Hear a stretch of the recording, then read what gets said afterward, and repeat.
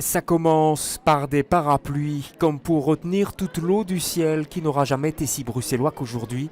La douche nationale donc, et puis l'attente, les yeux rivés sur le balcon empourpré de l'hôtel de ville. Un peu plus tôt, midi pile, c'est la politesse des rois. La limousine au verre fumé entre dans la cour de l'hôtel de ville. En sort la reine, élégante au chapeau rouge, et le roi. Sur le perron, deux petites filles en guise d'accueil. Rudy Vervoort pour la région et Freddy Tillmans, le maître des lieux, qui ne les lâchera plus d'une semelle.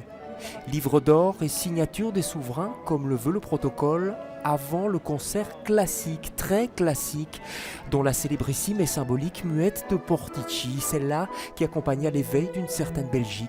C'était en 1830.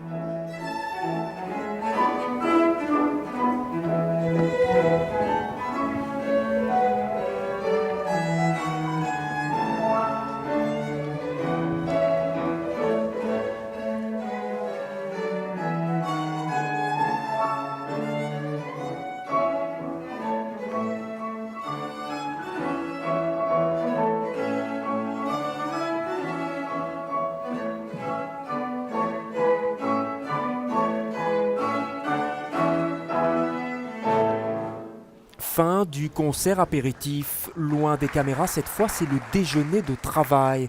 Au menu, du faisan, des macarons, mais aussi le projet urbanistique Néo et des jeunes bruxellois venus parler d'emploi. L'emploi, du temps justement. Dehors, on l'occupe comme on peut. On cherche entre midi et 14 heures, entre les gouttes, entre les notes aussi plutôt folkloriques des confréries comme celle des amis de Manic Peace.